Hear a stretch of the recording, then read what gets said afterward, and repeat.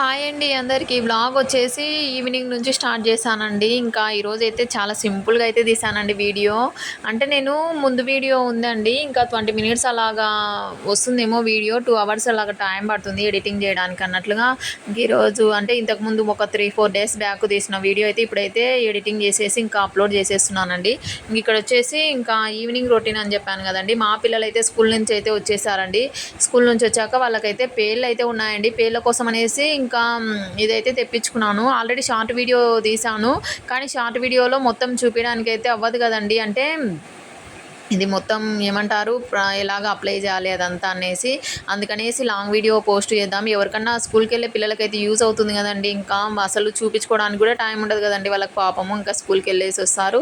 ఇంకా హోంవర్క్ అది ఇదే సరిపోతుంది. సండే రోజు అస్సలు దొరకరు. ఇంకా ఇలాగా ఇంకా షాంపూ లాగా మనం షాంపూలు కానీ ఆయిల్ కానీ ఎలా అప్లై చేసుకుంటామో అలాగా మసాజ్ లాగా అయితే చేసేసి అప్లై చేసేయాలి.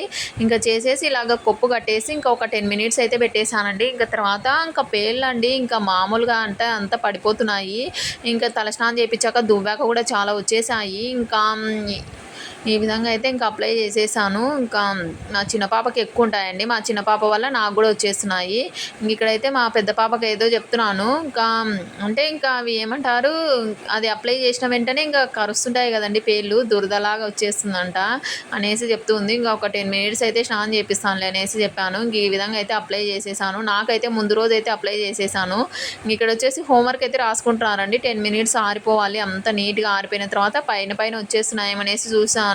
అంటే నేను నిన్న అప్లై చేసుకున్నప్పుడు పైనే వచ్చేస్తున్నాయి అనేసి చెప్పాడు మా హస్బెండ్. మళ్ళీ మా పిల్లలకు చూస్తున్నాను ఏమన్నా వచ్చేస్తున్నాయా అనేసి.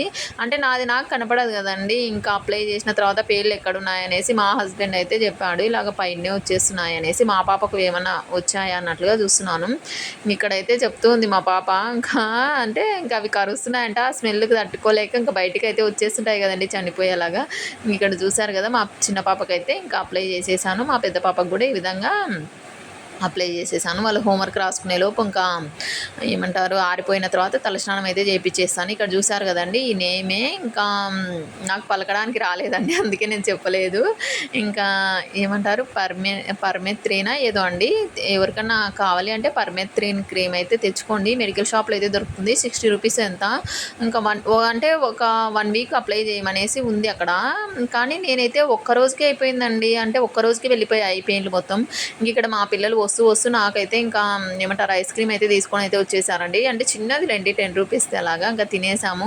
ఇంకా మా పిల్లలు ఇంకా హోంవర్క్ అయితే రాస్తూ ఉన్నారు. ఇంకా నేనైతే హాట్ వాటర్ అయితే పెట్టాను. ఇంకా వాళ్ళకైతే స్నానం అయితే చేపిద్దామనేసి ఇంక ఇక్కడ చపాతీ ఎగ్ కర్రీ ప్రిపేర్ చేద్దామన్నట్లుగా ఇంకా చపాతీ పిండి అయితే తీసి పెట్టేశాను. ఎగ్స్ కూడా వచ్చేటప్పుడు తీసుకురామంటే తీసుకొచ్చారు మా పిల్లలైతే. ఇంకా హౌస్ చూసారు కదండి ఎలాగా ఉందో. ఇంకా మా పిల్లలు ఇంటికి వచ్చి అంతే అండి. ఇంకా ఇక్కడ చూసారు కదా పేర్లండి ఇవన్నీ తలస్నానం అయితే చేపించేసాను. బాగా వేడి నీళ్ళు అయితే ఇంకా వేడి పెట్టేసి ఇంకా తలస్నానం చేపించేసి ఇలాగ దువ్వుతుంటే చూడండి పెయిన్లు ఎలాగ పడుతున్నాయో. ఇంతకుముందు నేను కర్పూరము షాంపూ అప్లై చేసేసి ఒకటి వీడియో తీశాను కదండి.